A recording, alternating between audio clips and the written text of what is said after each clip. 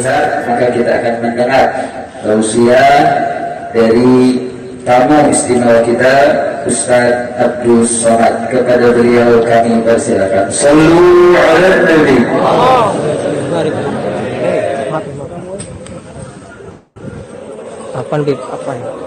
Apa lebih kami? Sebenarnya deh. Udah gede sekarang, alhamdulillah. Gede sekarang udah ganti. Assalamualaikum warahmatullahi wabarakatuh. Alhamdulillah wassalatu wassalamu ala Rasulillah wa ala alihi wa sahbihi wa man da'a bi da'watihi wastanna bi sunnatihi ila yaumi liqa'i rabbih. Al-habaib al-afadil al-ulama al-ajilla nafa'ana Allah bi razili 'ulumihim wa bi husni adabihim wa lutfihim. Ja'alana Allah wa iyyahum ma'al habibil mustafa fi jannatin. Orang yang menyambut beliau, kalau dia masih ada ikatan dinas, maka beberapa hari ini kita lihat orang itu dihukum dari jabatannya. Orang yang mengupdate status kalau menulis nama beliau, maka Instagramnya akan diblokir. Hanya menulis namanya saja, maka Facebooknya akan ditutup.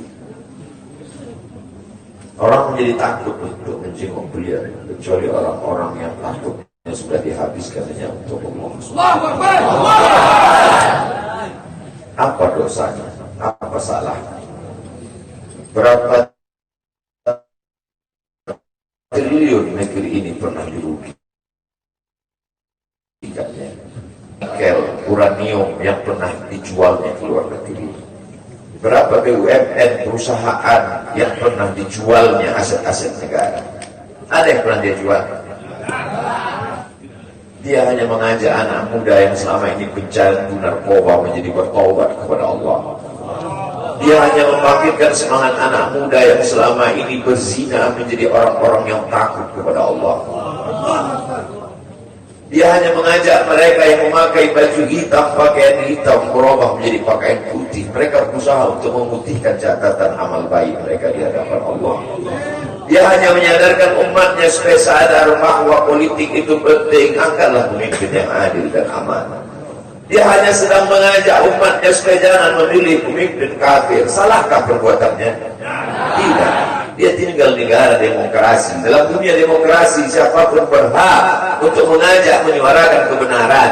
Dia tidak melawan sultan, dia tidak melawan ulil amri, dia tidak melawan siapapun. Dia hanya melawan ketidakadilan. Hari ini saya berangkat setelah sholat subuh menuju airport, naik pesawat. Setelah naik pesawat, naik mobil. Setelah naik mobil, jalan macet, saya mesti turun naik sepeda motor. Setelah naik sepeda motor pun juga tidak bergerak, jalan kaki. Akhirnya sampai kemana? Dalam hati saya berkata, celaka betul orang yang mengatakan kemarin katanya tidak ada yang menyambutnya. Sudah 3 hari, saya pikir 3 hari tidak ada orang lagi, saya akan datang bisa duduk berdua dengan beliau. Saya tidak datang mau ceramah, saya tidak datang mau tausiah, saya tidak datang mau tabligh akbar. Ternyata yang menyambutnya seramai ini, sebanyak ini, orang berjalan kaki, anak-anak muda berjalan kaki, orang tua, ibu-ibu duduk di pinggir jalan. Apa yang membuat mereka datang kemari? Satu, cinta. Lalu baru ni'aliha ahabu ilayya wa asfali balwaha, kata Qais. Debu yang menempel di sandal Laila lebih dapat menghilangkan rasa sakit dan duka. Hanya cinta kepada Laila, apalagi cinta kepada zuriat Nabi Muhammad SAW.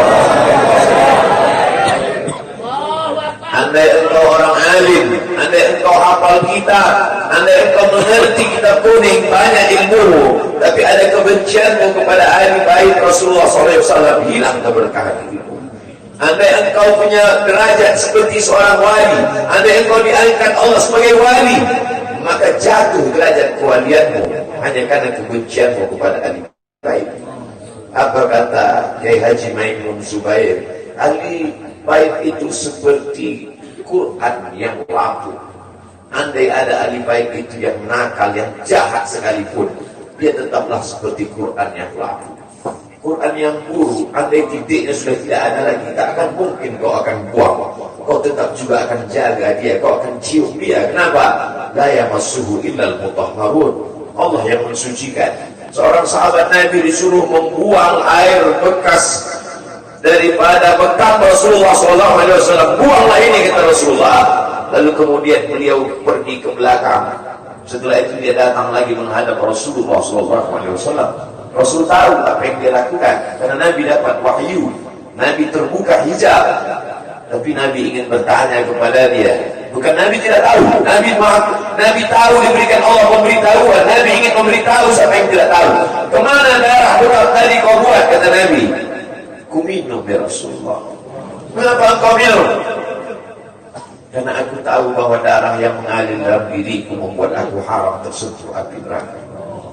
Mengalir darah itu dari dia kepada Sayyidatuna Fatimah, dari Fatimah kepada Sayyidina Al-Hasan, dari Sayyidina Al-Hasan ada juga kepada Sayyidina Al-Husain, dari Sayyidina Al-Husain kepada Sayyidina Ali Zainal Abidin, dari Zainal Abidin kepada Sayyidina Muhammad Al-Baqir, dari Sayyidina Muhammad Al-Baqir mengalir darah itu kepada Sayyidina Ja'far Sadiq, dari Ja'far Sadiq mengalir kepada Sayyidina Ali Al-Uraidi, dari Ali Al-Uraidi mengalir darah itu kepada Sayyidina Muhammad An-Naqib, dari Muhammad An-Naqib mengalir darah itu kepada Sayyidina Isa sampai kepada Sayyidina Ahmad bin Isa Al-Muhajir. Lalu kemudian darah itu mengalir kepada Imam As-Sakaf, Al-Idrus, Al-Haddad, Al-Attas, dan salah satunya adalah bin Syihab, dan salah satu dari zuriat bin Syihab itu adalah Sayyidi Al-Imam Al-Akbar Al-Habib Muhammad dari sini.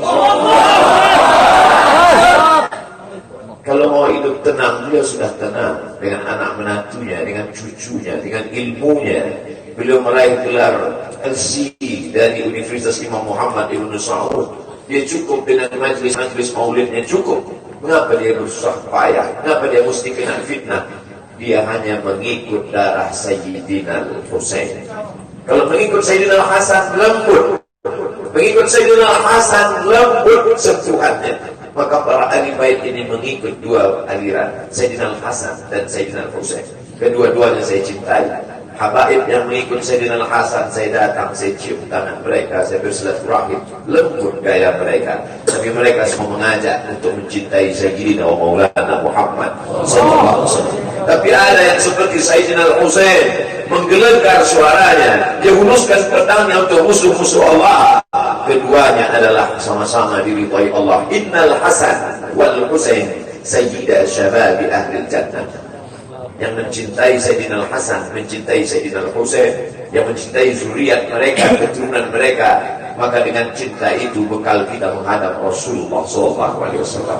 Andai aku dihadapkan nanti menghadap Allah, tahajud tak sebanyak Imam Ahmad bin Hanbal, 300 raka'ah fil yawmi wal layla, 300 rakaat sehari semalam. Andai aku dihadapkan kepada Rasulullah SAW, maka jihadku tidak sebanyak Sayyidina Khalid bin Walid. Setiap jengkal kulitnya, setiap tetes darahnya tak lepas daripada tebasan tombak, anak panah dan pedang. Andai aku dihadapkan kepada Sayyidina Maulana Muhammad SAW, amalku tak sebanyak Abdurrahman ibn Auf. Lalu apa bekal wahai Abdul Somad? Adakah ceramah-ceramahmu itu bisa kau jadikan bekal menghadap Allah? Tidak. Sebagiannya sudah diambil oleh tatapan mataku melihat berapa subscriber, follower, dan viewer. Abdul Somad mungkin habis amalnya sudah ria. Satu-satunya yang akan dijadikan bekal menghadap Rasulullah hanyalah aku pernah mencintai keturunan Rasulullah. Aku pernah mencintai zuriat. Sallu ala Nabi.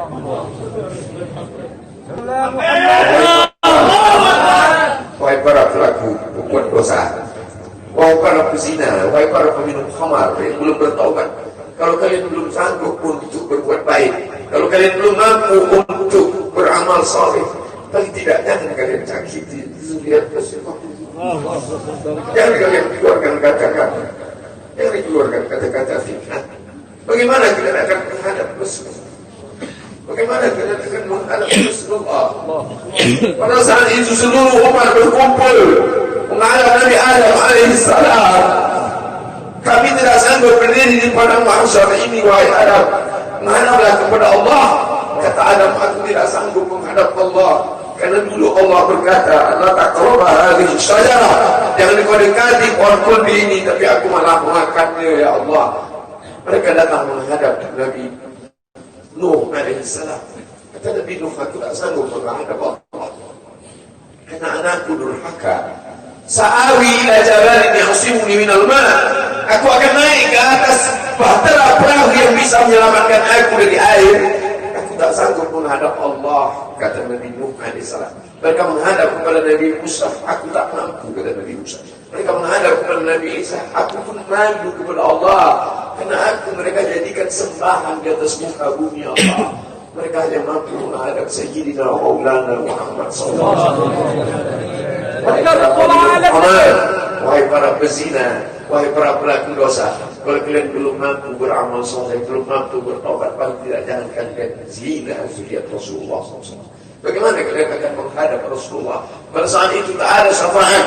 Man alladhi yashfa'u illa bi'idhnih. Tak ada satu pun yang bisa memberikan syafaat kecuali Sayyidina wa Maulana Muhammad sallallahu alaihi wasallam. Wahai para pemimpin, yang hari ini kau dititipkan amanah kekuasaan. Beberapa hari ini kau lihat apa yang dilakukan orang kepada Donald Trump. Kurang hebat apa lagi Trump? Negara adidaya, kekuasaan, kaya raya. Tapi ketika kekuasaan itu diambil oleh Joe Biden, kita pun malu melihat video ejekan-ejekan itu. Kalau hari ini kau punya kekuasaan, saudara, sampai masanya kau juga akan mengalami seperti yang dialami oleh Trump. Jabatan itu cabut Allah Ta'ala. Saya masih melihat video bagaimana Bapak Susilo Bambang Yudhoyono sampai ke Pekanbaru beberapa tahun yang lalu. Di depan balihonya disobek. Beliau jenderal, ganteng, punya partai. Tapi setelah kekuasaan itu tak ada di tangannya, difitnah, dibuli, balihonya disobek. Bagaimana agaknya ketika tiga hal itu tak ada pada diri kita. Tidak jenderal, tidak ganteng, dan tak pula punya partai. Fakta biru yang dilakukan menangkap ikan di Bukit Selasih. Demikian, terima kasih. Assalamualaikum warahmatullahi wabarakatuh.